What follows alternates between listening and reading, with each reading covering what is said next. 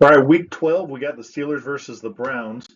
So the odds are on Pittsburgh to win by 3.5, which I actually find a little bit uh, confusing. Just quite frankly, the Browns aren't good.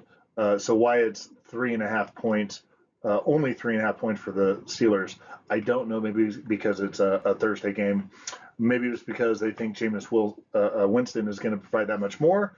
But that notwithstanding, uh, we'll go through the numbers here, but I'm going to take Steelers into 3.5, and I'm going to feel fairly comfortable with that. So the simulation gives Pittsburgh a 91% chance of winning, which realistically speaking, do I really think 18 points is something I'm going to bet on? No.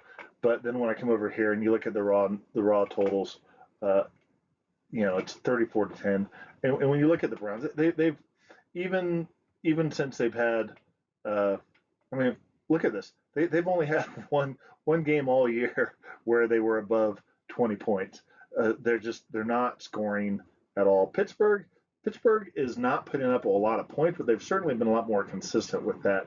And just realistically speaking, 3.5 points is just doesn't sound like I would have expected to be closer. I'm guessing that uh, the home field advantage and just some of those uh, uh, examples are the reason why the odds are so close. But that notwithstanding, you know, when you look at just the raw numbers over here, uh, uh, when you look at the ratings for the Browns, they're in the bottom five for everything: offense, defense, rush, pass. It doesn't matter.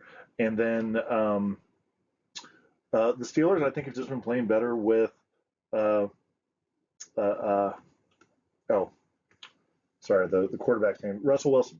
So with that, let's go ahead and take a look at some of the numbers here. So, and my cursor, boy, there's something when I do this use this monitor, my cursor just does not like to work. Oh, there we go.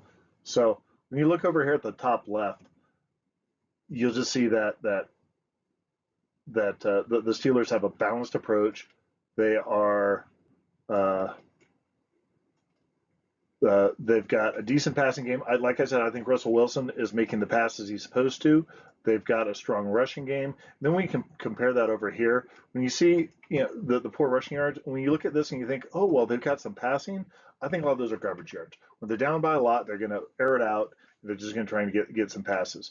Uh, Meanwhile, when you come over here to the left, I'm sorry, to the right, and we're looking at Cleveland, you just got a lot of sacks going on here. Just and you just look at this upper, you just look at it and just go, that's a bit ridiculous. The interceptions are just through the roof, particularly when you compare that down here to Pittsburgh playing pretty good. I mean, very low probability. Again, this is a matchup.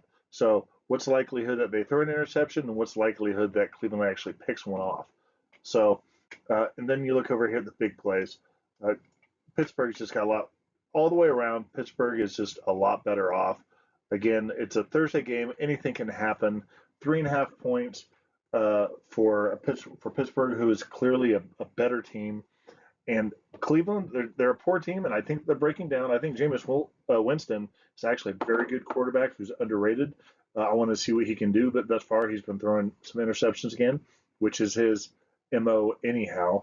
But with that, I'm not willing to think that he's going to be that much better that I'm going to want to start expecting them to just flip things around. He could, but I'm not willing to put my money on him. So hey, I'm trying to get to 500 subscribers. Long ways away from that, but every single one of you subscribe helps. So if you've got any questions, comments, drop me a note. Thank you.